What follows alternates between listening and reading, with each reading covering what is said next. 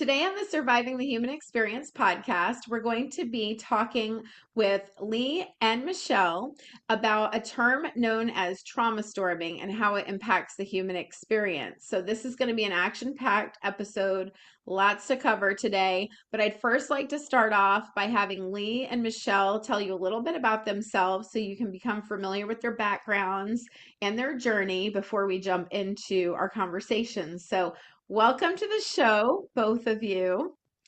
And Thank you. yes, yes. And I'm going to let you guys take it away. So go ahead and get started and just share a little bit about who you are, your background, and a little bit about your journey.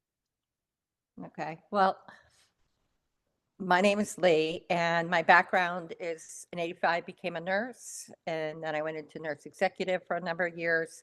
Then got bit by a tick, spent almost a decade in bed, and while I was in bed, I became very aware of PTSD. I had chronic, I didn't know, and came down with severe acute PTSD and did a lot of self-worth work during that time. And as I would say to myself every day when I was supposed to die, that when I got better, I was going to go back and become a psychiatric NP. And that did come to pass. And as a result of our childhood, which is Trauma City, Oof. and our journeys, each of us had different journeys to get to this point. We we we opened Heart, Mind, Body, and we are almost like grounding rods for people with trauma. Mhm. And as part of that, we developed the concept of trauma storming, which we'll get into in more detail, later after Michelle introduces herself. But we do energy work, we do supplements, we try to heal the whole body and the mind, and that's why we call it Heart, Mind, Body, because true healing is about our whole being, not Mm. just about one thing.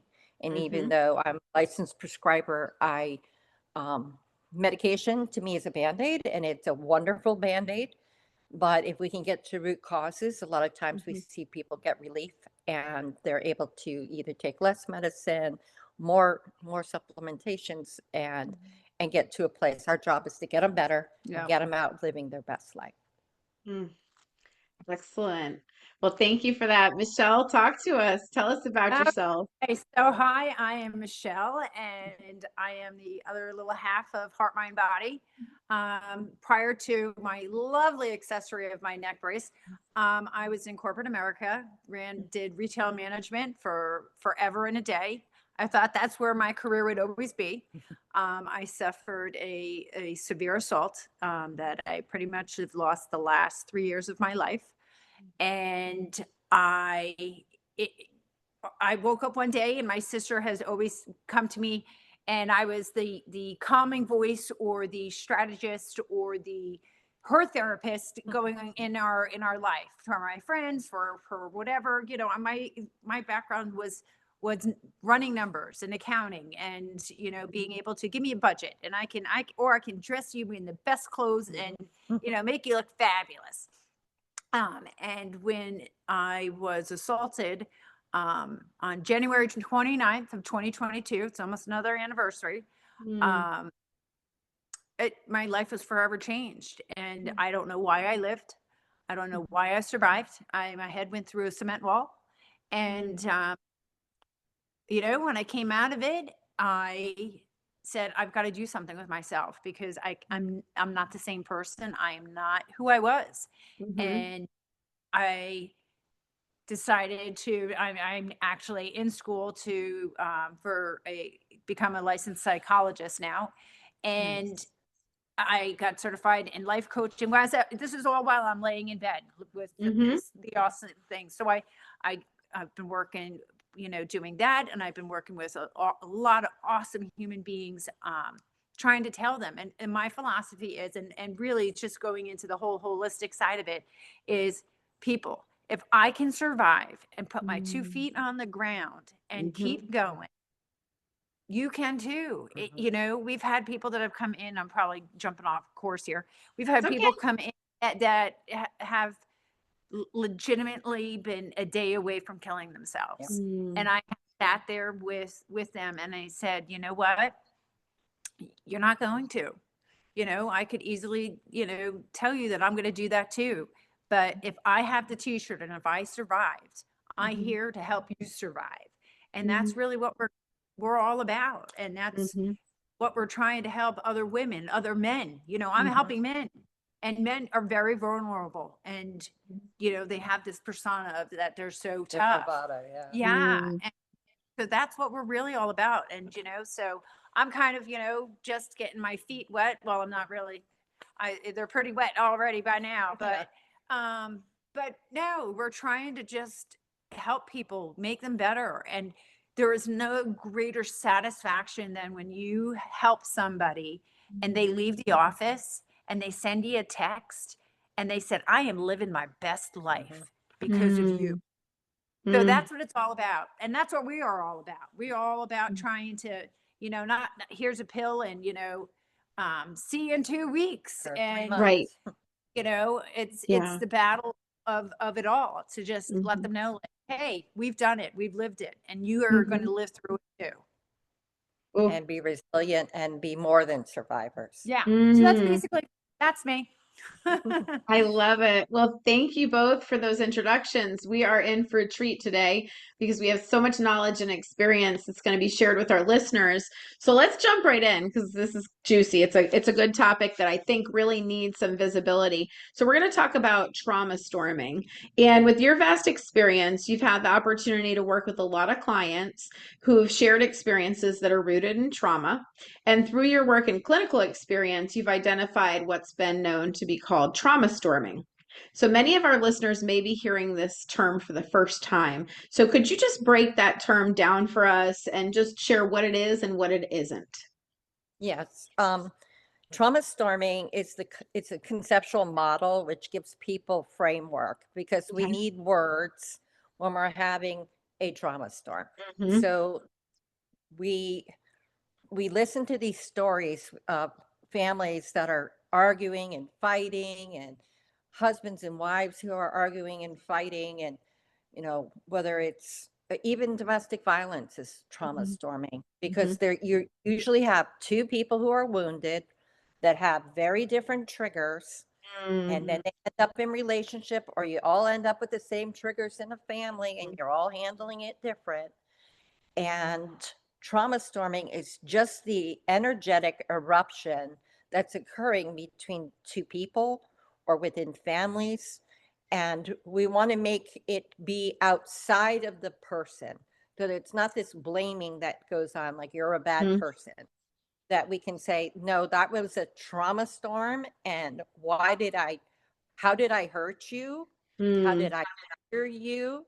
Mhm. And we leave the storm as part of the residual effect, Mhm. but to maintain and heal the relationships, you have to be able to put it outside of yourselves, outside of the family, outside of the relationship, so that the love that's actually there. People don't get married, then domestic violence beat each other up and destroy things, or families Mhm. don't come to Thanksgiving to have World War 17. Oh, we've Are had you those. sure?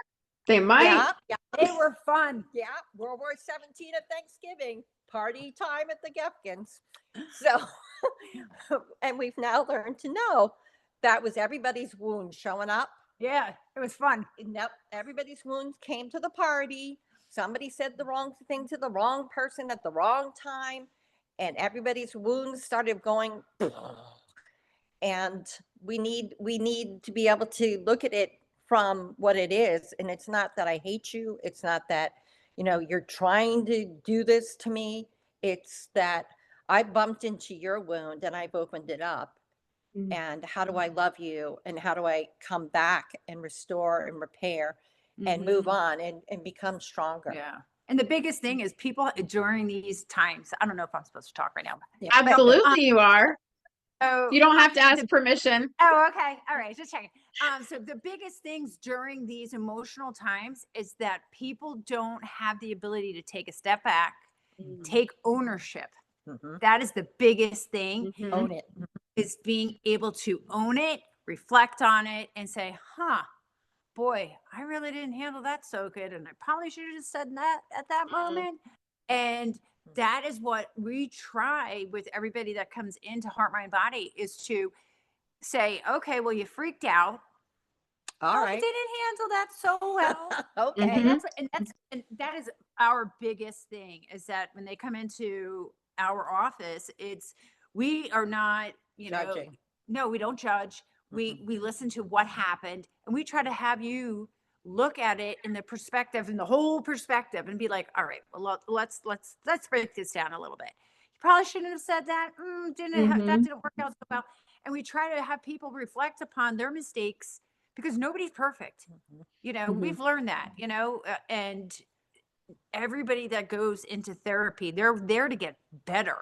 And they're there usually because there's some kind of traumatic moment or episode, or their world that they've hit rock bottom. And if they don't get the pieces put back together, or understand the pieces that are missing right in front of their face, usually, nobody's going to ever get better. And those explosions are just going to continually just keep happening over and over. And it's like, my mom has a famous saying, wash, rinse, repeat. If you don't learn your lesson, it's going to come back around to get you again. So, that's part of it. Yeah, so two things that kind of came up in my mind as you were talking. I was thinking of pouring salt in the wounds, right? When you were talking about the couples and the relationships and the domestic violence and things like that. It's like this need to pour more salt. Like, you hurt me, so I'm going to pour some salt on your wound too. And then you've got this, fire brewing that doesn't even look at the love that the people have. It's more about protecting self by almost being the bully first. Yeah. Yeah. And men have this, as I call it, what is it? Fluffing their chest feathers. They've got Yes. Absolutely. got to win the fight. And Yes. then women, we've always got to have the last word. We got to have the last word. Even if it's a singer, we kind of come back with it. Absolutely. And then I started to picture, as you were talking a little further in, I'm thinking of the siblings, like, but he did it first, mom, and there's this need, like, nobody's taking ownership of what they did, right? They're beating the hell out of each other with pillows, and they're over here like, but he started it, or she started it. And it becomes this tit for tat type of situation that just, you're so far from what the real issue was. It becomes more of this chaotic, confusing storm, right? Where nobody has any clue where the wind's blowing next. Yeah. So, wow. So would you say there are certain, go ahead. Starts. No, I was going to say 9 times out of 10, people, when they come in and they're like, I don't even know how it started. And where did it go so wrong? And so, and when you talk about the storm, how, in Mother Nature, you see, like in hurricanes, you see the storms are brewing, and no one really sees all the signs are usually there. And then all of a sudden, all hell breaks loose. And then you get into the eye of the storm, and it's all calm, and you think it's good. Everything's great. And then it goes crazy again. Yeah. So would you say there's certain dynamics that contribute to someone being more susceptible to experiencing trauma storming? Yes. Clinically, the research shows that most people who develop PTSD, whether it's in military or in adulthood from, let's say, even a car accident, something random, it goes back to emotional, physical, sexual, or neglect abuse. And people come out of childhood fragile and broken, typically, because these families are not seeking help for the most part. We're seeing it in school systems where the kids are coming to school and they're being labeled as having attention deficit. And if you could just take a beat and find out what's going on in their homes, you would find out that their homes are very traumatic. And only thing in the school system is trauma storming. The kids are coming to school and they're a mess. And we're throwing a pill at them, but we're not fixing the problem. Okay, so we're ramping them up so they sit still. Sure. But it's really, I call it PTSD HD. You can't focus if your home life is chaotic. And then you see, I'm jumping off of what Leigh said, then you see like these young, and I'm talking young, elementary, almost school children that are self-medicating now with pot. because that's the choice of, because it's at the grocery store. So it's so Accessible. obtainable. Mm-hmm. Oh my gosh. And then you've Mhm. got these kids that are coming in and the parents are like, not my kid. And I was like, Mhm. I, Totally your it, child. yeah. Yeah. I was like, I We don't did know the how we, fingerprints. It's your kid. yeah. Mm-hmm. I'm like, oh, okay. Yeah. So, and that's what I see more and more. It's heartbreaking when you get down to it. And when you talk, and when Leah's talking about these kids in school right now, it's, and parents, and I realize parents, they work hard, they go to work, they're dual income families and they need it Mm-hmm. to survive. And by the time that these parents come home from working, all of us, hello, you come home from working 12 hours a day and now you got to play mom and dad, and all hell's breaking loose, and the kids are going to the drugs or whatever the heck they got their hands on. It's just round and round and round and round we go, and it's Mm-hmm. heartbreaking to watch. Yeah. One thing that came to mind when you guys were both talking is I'm thinking about these kids who are not able to have a voice at home, right? Because there's so much chaos and craziness going on. Then we tell them, come to school and we're going to medicate you and silence your voice there too. So it's Yep. like you've got this whole human that is trapped in their own body with no way to express or communicate or even have any of their needs met, right? And so now they're coming into the schools and they're ready to fight. They're ready to cut school, get into drugs. You have a lot of violence going on. I mean, my gosh, my kids just finished going through high school and I couldn't even wait until they were done because I was so tired of shooting drills and lockdowns and all of these things happening. But it's like we've almost stifled our younger generations by saying, we just need you guys to sit still and be quiet and pass these tests and do your homework. We're not even allowing any form of self-expression in a healthy, constructive way. Yeah, Yeah, we are. we're not teaching emotional regulation No. skills. No, I'm traumatized by the trauma storming. Like, there's more Yeah. trauma on top of trauma at this point. It's the suck it up and buttercup, suck it up, buttercup, and move on. It is. Yeah. Yeah. Pull yourself up by your bootstraps Yes. Oh or my gosh. toughen up. Yeah. Yeah. Toughen up because we don't have time for the nonsense. Yep. All right, so trauma can be very complex and confusing. Often the one experiencing the trauma may be conflicted about what's happening. There might be experiencing gaslighting, further complicating things and creating more confusion, right? We know about gaslighting, ladies. We've been there, we've experienced it.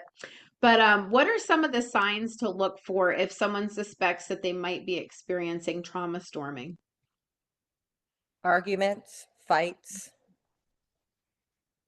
Yeah. kids who can't function in school. I mean, the teachers need to wake up and stop labeling kids as attention deficit, being organically, neurobiologically challenged, and start looking. I have a couple teachers that are going back and getting masters in trauma education because it's a Okay. thing now. Mm-hmm. Teachers to wake up. We need to even look at it in the work world. I know looking back now, I was a nurse executive, and I can think of one story very clearly with a unit clerk. I went out to the desk and I said to her, can you please call this surgeon? Because he hadn't called back and we had a patient who wasn't doing so great. Mm-hmm. And she blew up screaming at the top of her lungs. Ooh. People expect too much of her. Why does everybody think she does a bad? All I said, could you call the doctor? Why Right. do people ask so much of me? Why do you think I do a bad job? I mean, she went into a whole screaming diatribe. And without the concept of trauma storming back then, as a person in that era of leadership, we looked at that as a behavioral problem. Mm-hmm. This Mm-hmm. person has to change how they interact. They have to grow up and be Yes. professional. Mm-hmm. And now I look back and I see we bumped into her wound, however that was, because I didn't Mm-hmm. say it harshly. I didn't Mm-hmm. criticize her. Hit a wound somehow that made her feel these old childhood feelings. Mm-hmm. And I think in the workplace and in the school systems, we need to work towards healing these things rather than pointing at them and saying you're bad, whether it's in a relationship or a kid or an employee. Yeah. And the Yeah. biggest thing is that parents, I think especially parents, need to take a moment and take 5 minutes. I don't care how busy your day is or what's going on, just 5 minutes. Talk to your kid. Say, hey, how's your day? What happened? Did something Mhm. happen today? You're a little off. And I Mhm. have one of my kids I'll share with you has Mhm. Asperger's. And Mhm. when he was little, he acted like I didn't know what was going on. He'd be chasing me with come home from school, have a fit and carry on and, chasing me with a fork. And I'd be like, what has happened? Like, no clue of what is happening. And because he kept it so under control all day long at school, he looked at me like I was like his safe space. Now I'm going to go after the lady that I feel safe with. And, Mhm. you know, it took me a while, obviously, to figure out how to educate myself on that. And I have one Mhm. young lady I work with that she's in her 30s, and Mhm. it took her I've been working with her for almost 2 years, and she has made so much stride. But it's Mhm. going back to 15 and 16 years old when she would be having these same outbursts, like my son. Mhm. She was negative attention is still attention. And if her mom just took 5 minutes to listen to what she was asking her to do, Mhm. maybe things would have been a little bit different. Mhm. And you just have to listen and learn and just try to read somebody. And I tell my sister all the time, the most valuable thing you can give anyone, a child, an adult, is your time, because you Mhm. can never, priceless, you can never get it back. I don't, Mhm. hey, here's this gorgeous outfit. Don't you love it? Here's a good for you. Yeah. But I'd rather give her my time and my ear to say, Mhm. hey, what's going on? You're a little off today. How can I help you? And that's Mhm. what we don't do anymore, because Yeah. we're robots. Bigger, better, wiser, gotta go. Mhm. That's how Mhm. we live. That's how Yeah. Americans are. We're driven that way. Mhm. Yeah, we're in such an autopilot mode of Yeah. just get it done, checklist driven, performance driven. Oh yeah. um, just have to have all of these things complete. There's the comparison piece that happens with, seeing this person on social media, they took their kids on this vacation, or they went Oh yeah. here, and feeling like there's this competition. You're not a good parent if you don't give this to the kids, or you're not a good sibling or child, or, whatever. There's just this constant bombardment of Yeah. things that have us comparing ourselves to others. Yeah. I call it Mm. pokey park in the house. Everybody knows, just don't, the famous say, stop touching your brother or sister, or stop doing that. I call it pokey park. Oh, we're having an episode of Pokey Park here. We're going at this today. All right. Well, game on. Let's go. Mm-hmm. You know, Yes. everybody has it. Yeah. So would you say there's some central themes or patterns that are characteristic of trauma storming? Disruption, the ongoing disruption and wounding of saying the wrong thing at the wrong time, doing the Mm-hmm. wrong thing at the wrong time. I would say anytime that you have a disruption where I have a girl that I worked with in the crisis center, and she was having to live in a home with a predator, mom, a predator. Mm-hmm. And Oh yeah. she was keeping her act together, Mhm. Mm-hmm. except if somebody moved the milk in the Mm-hmm. refrigerator. Then she would lose her mind and start throwing and breaking things. And if something seems disproportionate, we call Mm-hmm. it's not about the here and now, it's about the there and then. Mhm. So if Mm-hmm. disruption looks disproportionate, there's always a time and a place for something to be proportional, where you Mm-hmm. could have, you know, for lack of a better word, a righteous anger about something, that's not Mm-hmm. okay, whatever it Mm-hmm. is. If it's disproportional, there's wounding. Yeah. Mm-hmm. Goes back to at least for us, I don't even know, and I can kind of speak, obviously she's my sister, is you repeat the same patterns that you see Mhm. in Mm-hmm. life all the time, and we see it every day, Yeah. when at work. You're like, okay, well, what happened? When did this happen? How did it Mm-hmm. happen? Who Mm-hmm. was it? And you're like, oh, okay, this makes now, oh, we're coming for soccer now I get it. Mm-hmm. And you'll marry that same guy or you'll have those same relationships, or Mm-hmm. all of those type of things. Yeah. Yeah. So, Going back to what's familiar and comfortable. Not what's yep, healthy, not what's healthy and what's right, but you're what right. your brain and your mind is literally scanning for things that seem like, oh Normal. yes, that feels Normal, familiar. yes, That yes. feels Okay, familiar. that's your norm. Okay, Yes. oh, this is how you're supposed to do this. Sounds great. Rock Yeah, on. yeah. And the You get things that older, you're like, reinforce your limiting beliefs, right? So yeah, you're developing all of these belief as we're growing, as you know, babies on up, we're taking inventory of what's happening around us. And it's almost like your brain has put them in different compartments and containers, like, okay, that goes over there, that goes there. And then when you see that again, it's a reminder like, oh yeah, yeah, I've got that. You recall a little bit and you say, oh yeah, yeah, that looks like this. That seems like my yeah, norm. or you'll see like people that will go the polar opposite and go over the top extreme, like to make Mhm. everything so So different, different. Still broken. yeah, but still like a holy hot mess. Yes. So, yeah. So you've got and it's like, and you know the movie Shrek. I'm sure everybody in the entire universe knows the movie. It's like the ogre peeling the layers of the onion, Yes. and you just got to figure out which layer you're going to get to. Mhm. That's all of a sudden you're going to have that person go ding, ding, ding. Oh, there it is. Mm-hmm. Yeah, absolutely. Wow.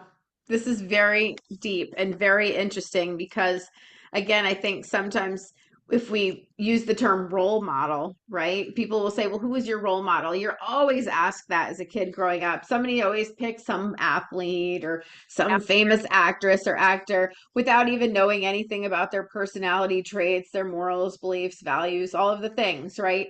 And so, depending on who your role models are growing up, and for many it's their parents, right? That's their first interaction, or it's a teacher, and depending on where you are and what your experience is, that role model might not be the best role model, but they're the person that you're looking to at that time because that's who you have access to. You're going to mimic.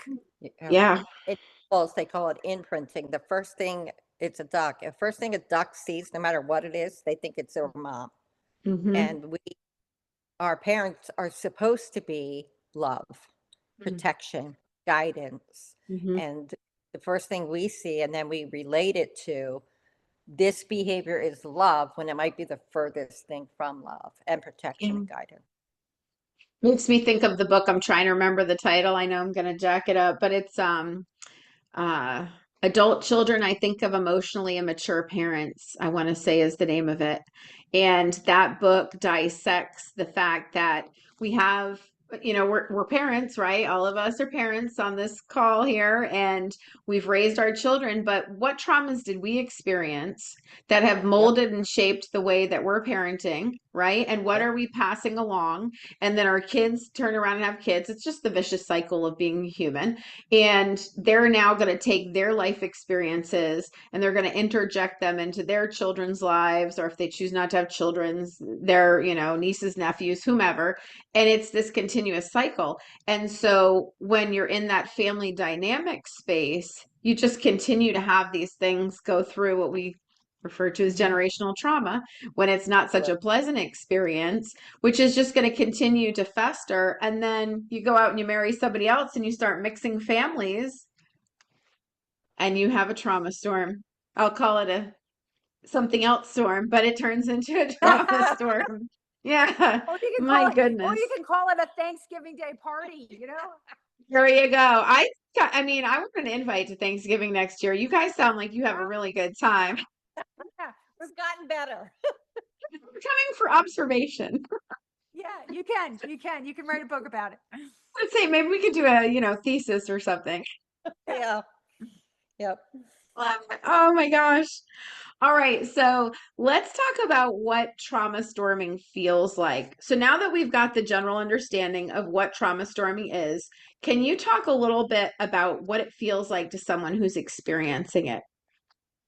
Thematically, I would say it's like the book, The Body Keeps the Score. We went to the trauma conference that they Mhm. do in Boston this year. And the Body Keeps the Score is a great reference book for anyone who has a traumatic history, is trauma, because it doesn't look like the same thing for every person. And the trauma somatic experience may be completely unrelated to how the trauma happened. Mm-hmm. It can be, sexual trauma can show up in ways that can be, I don't know, tension in the neck. It could show up as sexual dysfunction. Mm-hmm. Violence, physical violence can show up as nausea. Like it not, it, you can't make a connected dot. I call a lot of work we do is connected dot. You can't necessarily with traumatic experience have it a connected dot. You have to ask the person, okay, tell me how that landed in your body. How are you experiencing that today? It can be and feel very different for everybody. Some people get migraines, people throw up. I'll talk to you kind of about my own experience is, it's taken me a long time to be able to have somebody come up from behind me or walk into or I would either pass out, start just crying, or like have a meltdown of the century. So there's different levels of it. So I'm talking to you about my own, how I've had, others in my office that if you all of a sudden touch upon a nerve that they're going through and they're talking to you about, their trauma related experiences, they'll just start rambling, screaming, yelling, having a fit in your office. And you just sit there and I just take it. Like I just let them get it out. Like it'll make you feel so much better because I'm that kind of person. Like if before this, I am a very vocalized person. I'm the loud one of the group. And it always makes you feel better. You get it out, it's over, you move on. Other people don't. So, when I have this one patient that comes in, like they'll go storming out, they have the meltdown of the century, they storm out, and I'm like, all right, I'll see you next week. Like, I know she's this session's done. Yes, it's over, it's done, but okay. And, and it takes a day or two and, she'll reach back out and be like, am I good for 10 o'clock next week? I'm like, of course you are. Like, so there is no cookie cutter kind of answer for any of it. It can be a word, it can be a sound, it can be smell. A smell is a huge thing. But it can be anything. I mean, I tell you anything. So that's not even like an answer. You can put down on a book unless you've studied the same of one trauma story for like 20 years. So it's anything, really. Yeah. And the thing that we brought back recently from the trauma conference is neurofeedback. Oh yeah. Which is, we're seeing it to be a game changer for our clients because we don't realize how the damage from PTSD with the hyperactive amygdala, with the offline prefrontal cortex, the executive function missing, the hippocampus who isn't shuffling memories around where it's supposed to go, and the things that we're seeing with the neurofeedback of people's brains settling down and calming down just through this technology that, maybe it's a little woo-woo for some people, but we're seeing really wonderful outcomes with that for people with PTSD. Yeah. And so when I'm probably jumping off topic, No, you're fine. but somebody that we talked to recently that works at an institution and they have brought back ECD, right? Electric shock therapy. Okay. Yeah. So you think about like when my grandmother, she's long passed. Okay. She suffered from mental illness and she had electric shock therapy. Well, it wasn't done. It was inhumane. It was inhumane. Here you go. They in your mouth, zapped you away, rock on, off you go. So, they put you to sleep. If they put you in a twilight, they do that. And people are having amazing results from this, but they're doing it the right way. And neurofeedback is kind of, I'm not saying it's the exact same thing, but it's the same study, but in a lesser fashion, if that's the right way to, You're resetting the brain. Resetting the way it's the brain waves and you're calming them down, and you're seeing, when you watch these different situations, and this, as you watch the screen and you're working with somebody, you'll be seeing them going through something, or they're thinking about something, and they're like, Mhm. I have this pain in my head. You can adjust it. And because of all of the frontal lobe, that, this side is, triggers for people with bipolar and mental health and, suicidal tendencies. They consider that, was it FP1? Yeah. FP2, you do to kind of people who have OCD, but it's still the same thing that they're doing in electric shock therapy Very right now. light. And it's light, but like when you do electric shock therapy, you're doing, And heavy duty. But Yeah. it's amazing. So, all of these different things that you're helping people with their traumas, and you watch the actual brainwave. It's just amazing. It really is. it's helping with their somatic as well as their reactive experiences Yeah. with trauma. Mhm. Both down, Yeah. simmering down the bodies, Yeah. trauma, simmering down the brains, either hypo or hyper. And tension, Yeah. like, Mhm. body Mhm. tension, muscle pain, it's just, it's very fascinating. So if you Yeah. can just read about it. Yeah.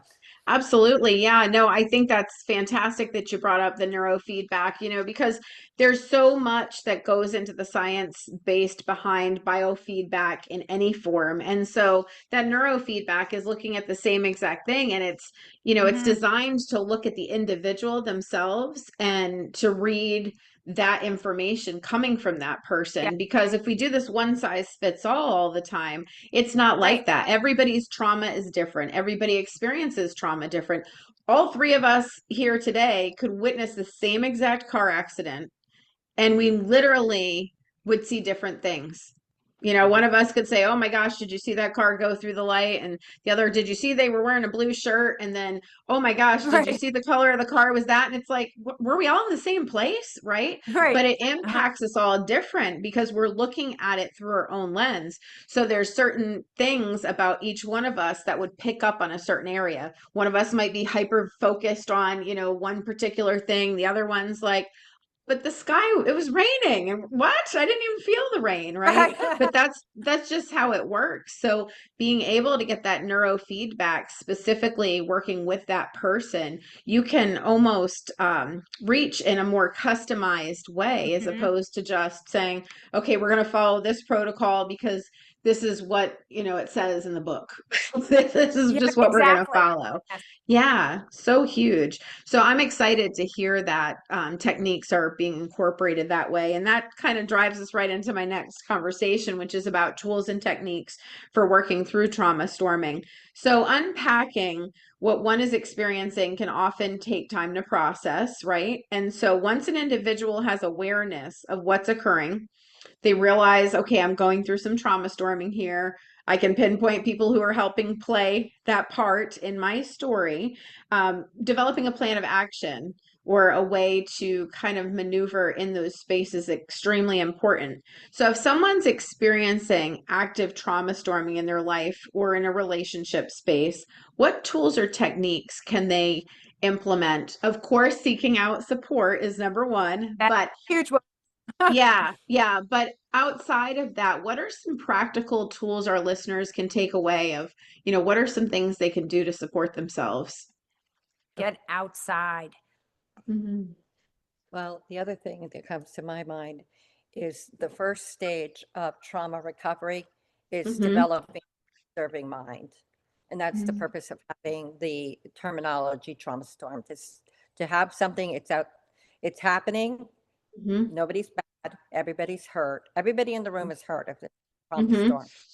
Mm-hmm. And the observing mind comes first. Okay. And after the observing mind, don't judge yourself, just be aware and ask yourself, was that disproportionate? Did I just act disproportionately? And be true to yourself. Mm-hmm. And don't be pointing the finger, just take a beat with yourself. And if you can begin with the observing mind and connecting with yourself even after the fact, Mm-hmm. what will happen then is you're training your brain that when you are in the storm, You might be in the middle of scream mid-sentence, right? Or whatever you're doing, breaking your cell phone. I used to break cell phones like a champion. It's the truth. Like we're, thank you, Jesus, haven't broken a cell phone in about. But if you can recognize when you're in the storm, you're going to start being able in that moment to be able to say, like Michelle, go for a walk, pick up a piece of ice, do something else to disrupt what's happening right now, and tell that person, I'm not mentioning this. I know this, we may not need to talk about this, but we got to interrupt the storm, step away, reground, take a breath, and then try to come back when everybody's in a safe space. And, you know, I'm just here some on more on a real personal level. You know, our dad passed. So we buried my dad yesterday, and my son plays hockey. God bless him. And we were all, you know, my boys, they all went back to the cemetery, and, you know, they were having a hard time. Everything, they didn't like how the dirt was on the ground. I don't even, it was, I was like, I can't. So my son had a hockey game last night, and, you know, so my father is a huge competitive sports nut. So my son says to me, we're going to my hockey game. And I'm like, what? So he gets all of us. When I tell you all of us, he got me, my husband, their friends, their high school buddies, their college buddies, everybody got in the car, and we, even my niece and her future husband, he'll probably curse me out for saying that out loud, you know, because there's no ring. But we know it. Yeah, but there's no ring on the finger yet. Hello, get it done. No pressure. Make sure you're listening to this episode. That's right. We're not creating any storms here. Yeah. But we all showed up, and nobody made a plan. Nobody did anything. We were all in the midst of chaos and crying, and it's just this turmoil of disconnect, and our world was blown up, and we all came together last night, and everybody just showed up, and it was, everybody just kind of got out of the house and took a break. And it was so monumental. Like, I came home from the worst day of my life yesterday, and at the end of the night, I said, wow, this is awesome. And all those same kids are at my house right now, sleeping and eating all my food. But it was just, it was a simple thing of removing yourself from that environment and in that walk, taking that beat, doing something that you love to do. It's a reset.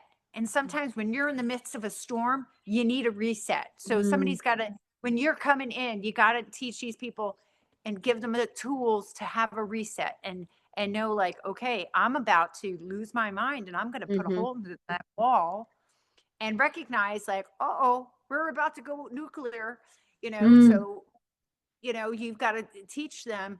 I have somebody that I tell them, and I have them keep putty in their car. It's in their car, in their you know, the therapy, the therapy putty. Okay. Okay. They keep it in their car. They keep it in their desk drawers at work. They keep it in, you know, wherever. And that little thing, they're like, they'll just start fidgeting with it wherever they are. If they're having like a meltdown about something, and the dexterities of just that small little tool, even at, you know, your age of 50 something, works. So that's like just an example of one thing, you know? Yeah. So, yeah, but it gives you a reset. I love that. And, you know, two words that came to mind as you guys were both talking is compassion and grace as you're going through that process.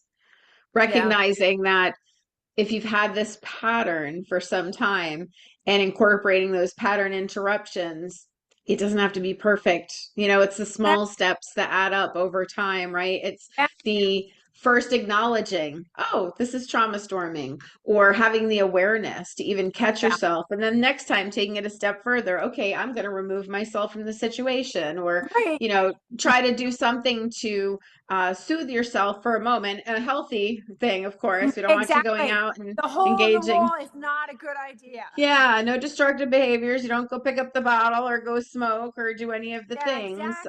Have to be constructive things that we do. but being able to just kind of have that compassion and grace for yourself as you start to work on yourself, to improve, And to the thing change. is too, is, even during all of these traumatic things is forgiveness. Mhm. And whether it's forgiveness of yourself, forgiveness Mm, of the other person Mhm. yeah. or persons group, it could be a Mm-hmm. group, but that is one of the things I always hear from everybody is that they have such a hard time forgiving themselves. Like, I lost control. Okay, Mm-hmm. hey, nobody's perfect. You have Mm-hmm. to forgive yourself. And that's where you got to start Right. because what else do you got? Yeah. Mm-hmm. Because you can't Mm-hmm. forgive yourself, you're never going to be able to forgive the next person. Yeah. My goodness, so much information here. So let's talk about some client success stories. I know you shared a few stories as we went along in our conversation, but as experienced practitioners, you've had an opportunity to work a lot with people through their trauma storming patterns, behaviors, changes, all of that good stuff. So could you share maybe one or two stories of success that you've seen as individuals have walked through and acknowledged and just kind of begun to heal from trauma storming experiences? Wow. It's like every day is I looking. know. Yeah. Every day. Yeah. Because, taking the person from the observing mind and the non-judgmental mind of themselves, Mm, and they feel that they can come back next week, and I call it tell on yourself, like just tell okay. on yourself, Yeah. and that they know that if they walk in and they tell us, I destroyed my house this week, we'd be like, Mm, oh, you, all right, that didn't go well. you mhm. know, I hope you cleaned it up by now. that Yeah. didn't go, How much was and the bill to fix it? Yes, exactly. that didn't We go need well. data points to measure here. Yeah, Right. but Hmm. I say that one of my clients that I've been working with for a couple of years has experienced some sexual trauma, Mm, and as a child, she has just gone step by step. First visit was, I don't have any problems. I'm like, mhm. okay, what are we doing here? And that's okay because some people Right. come in and sometimes you don't have the words for your story to begin with. Hmm. Hmm. And just being like, okay, well, let's kind of talk about what you do know about, and Hmm. starting there and going through the experience with that person of then being able to name it, recognize it, not experience, because I use EMDR, we use ketamine, we use Spravato, but Spravato is only used for depression, but it does have some impact with trauma. Um, Having the person being able to look at it through another lens, not Mm, that we look at our trauma and go, oh, yay hmm. me, I had that Hmm. experience, but being able to reframe Hmm. and say, yeah, that was really awful. Hmm. Childhood was really awful. And but how do I now, I made mistakes as a parent for sure. Hmm. Hmm. And I've told my kids I've apologized for everything I've done. Try to be different every day, be a better mom, be a better Hmm. human being, Hmm. and watch her own her experience. Now walk it out somatically, walk it out emotionally, walk it out in different areas of that person's life, from everything from being hugged Hmm. to, soothing tempers. Hmm. And the biggest thing is acceptance. You got to accept yourself. You got to just take yourself today. Hmm. Don't worry about yesterday. You need to apologize. Be a grown up. Own Hmm. it. Go say you're Hmm. sorry. But other Hmm. than that, move on. Mm, yeah. So my lovely gentleman that came in, he was, I think I already shared a little bit. He was literally, so a lot of people that come in, I make them keep a journal and I Hmm. make them start it first day that they come to see me. Hmm. And as we go along, um, they share their journal with me, and that's part of the Mm, thing. Like, I want you to write down like give me 5 positive things, and You can write all your negative things, do whatever you do. Just give me 5 things. Mm-hmm. So this person had nothing, not one positive thing. And I tell you, he was flatlined. Yeah. And he would use ketamine. It was Mhm. twice a week ketamine. I've seen amazing things from ketamine. I I'm a was non-believer to believer. yes, I was a non-believer at the beginning of this. I am a firm believer in it now, but because ketamine, we do it a little bit differently. We do a lot of, I call it talk time with Michelle. Mhm. So they come in and they do their treatment, but during their kind of, you have like a little bit of an out of body experience with it, Okay. ketamine. Okay. But during that time, when you're talking, you feel safe with me, you get a lot of your traumas out. Mhm. And you get those things out that your got bottled up because you're a little bit more relaxed and you're Mhm. less. Mhm. And this man was suicidal. He Mhm. had been suffering from PTSD, had so much trauma from Mhm. childhood all up to recent. Mm. And his biggest thing, and as I told you before, was he never forgave himself for things that he ever did wrong. I said, you're human. You're allowed to make mistakes. So that's the biggest thing, was that getting him to forgive himself Mhm. and then Mhm. giving up. And now he is living his best life. I get text messages once a month, Mhm. like little check-ins, and like, you saved my life and I am living my best life. Like every possible toxic person that could be around this man's life. And Oh. he has shedded all the negative energy.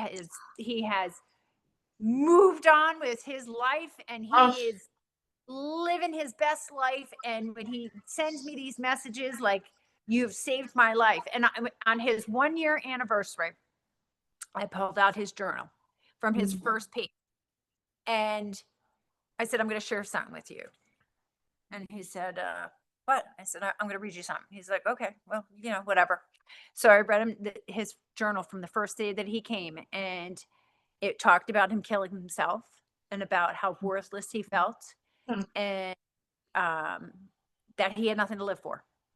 Mm. And said, well, look at that, and look at where you are now. And he sat back and he started to cry, and he said, you saved my life. And I said, you were going to saved your life. yeah. He did the work. And he did the work. And that's the Mm. biggest thing. Like, people come in to any office, our office, another office, they come Mhm. to, if they are not willing to do the work, Yeah. they're not ready to get better. Mhm. There's nothing we can do. We can give you we can give you the tools, we can give you the Shine advice, light. we can tell you everything. You can, do every, Traction. tuning fork. Like, probably for you, you'd be like, I've tuned you up, down, left, right, Yes. side. But if they do not accept it, you can't help them. And you can't Absolutely. help any. They have to be ready Yeah. to do the work, because Mhm. it's not easy to get better. No, it's not. You got to do a lot of hard work. But yeah, Mhm. he's my inspiration of some days. And it was funny, when my dad was passing, he sent me a text and he's like, how's everything going? How's your dad? So I told him, he goes, do you need me to come help you? And I just started laughing. I was like, at this point, maybe I just may. Yeah. Yeah. But those Oh. kind of messages are like, make it every day worth going. Mhm. So Yeah. that's all I go to work for, is for moments Yeah. like that. And Yeah. and you know what? You're never going to always have a perfect success story. There's going to be Mhm. people that, Halfway ready. have, Not ready. get Mhm. mad. They didn't like Mhm. the answer response that you gave them that day. Mhm. And you're like, well, you needed to hear it. Right. Maybe you'll be back, maybe you won't. But, it's all about, the experience and being Mhm. ready, healing, and forgiveness. But you Mhm. have time to yourself. Yeah. And then But I also, think knowing that maybe they weren't ready now, but you planted a seed. exactly. And even if they Yeah. thought about it months from now, I'm like, oh, well, should have thought about 6 that one before. months. 10 Yeah. years from now when they're sitting in a room and they're like, I remember when Leigh or Yeah, when Yeah, Michelle said, hey, yes, and it exactly. clicks, the light bulb goes off, Mhm. right? And all of a sudden Yeah, they're ready to do that work. So you're still planting that seed, which is huge. yeah. And honestly, I would venture to probably say that them pushing back when you're working with someone, it's their natural reaction. They've been programmed to trauma storm. So they're Oh, yeah. ready. They're like, oh, you're challenging me. I'm going to rub some salt into a wound on you. And it's like, Yeah. we're all amongst friends here, guys. Yes, and I tell them all when they start freaking out, if somebody's freaking out, I'm like, "Oh, I got a t-shirt for that. Don't even worry about it. You can keep Yeah, going. I got you." absolutely. Absolutely. Wow. Oh my gosh. Well, we are coming to a close here, but before we do, I would like to ask you both if you could share one message with our listeners on this topic. What's your message to the world? Forgive yourself and Mm, learn to forgive others, because if you forgive them, even if you it just put a good energy out there so you get it back. Like, mm, because if you hold on to all of that negative energy mm, and bitterness, even if you it still it wraps its arms around you and holds you mm, tight. And if you forgive somebody, even if they've done you wrong and they've hurt you and they've beaten you and mhm, you are never going to get better yourself. So that's mm. my biggest. Forgive others, forgive yourself. I love And it. yeah, and like a diet, Mhm, wherever you are today, mm, whatever that looks like today, mhm, pick up your journey today. And if you mm, started 10 years ago and you hear this and you think, it's my time, I'm ready mhm, now, mhm, it, it's fine. And mm, just reach out to a person who's trauma informed therapy. You can go to mhm, mhm, Psychology Today and Google by or search by trauma informed. mhm, But just wherever you're at, start there. Yeah, If because you're in a there's hot mess, start there. yeah, You don't mm, have to be anything but today. yeah. mm, There's somebody out there to help you, and mm, that's the biggest thing too, for especially for kids. I wish so many kids knew that there's help out there for you, mm, and all you have to do is just talk to somebody, Yeah. because mm, eventually that one person's going to be listening on that perfect moment of that perfect mhm, day. mhm. And showing up, right place and time. Yeah. Yep. Oh, well, thank you both for sharing all of your knowledge and wisdom today. This has been an amazing episode. I feel like we could probably do several more because we're just I know. scratching the surface, right? Yeah. Pick So another we'll have to topic. bring Let's you back talk. on. Yeah, we'll bring you Yeah, back on I would because love I mean, it. I definitely need you to come back on after Thanksgiving again next year because I need to know what Yeah. happens. You know what? We can bring you in video chat, We could just record the whole thing. I could totally see a movie. It's like, instead of Medea's family reunion, it's the Geffkens Thanksgiving. Exactly. And the Exactly. window goes up and the clothes go out. Yeah, we could do the Yeah. whole show. Yes. Well, I love the fact that, even though we covered a super heavy topic and you guys have been going through some things too currently, we were able to have some laughter and find that there is some humor and some life and lightness, even when we're in really heavy situations. Being able to find something to laugh about sometimes is the easiest way Good. to get through without crying the whole time, Yeah, right? that it is. Yeah. Oh, Thank you for your time. We really Yeah. yes. appreciate it. Thank you again. Yes, and for our listeners, thank you so much for taking the time to listen to this episode of the Surviving the Human Experience podcast. And until next time, be well and stay blessed. Take care.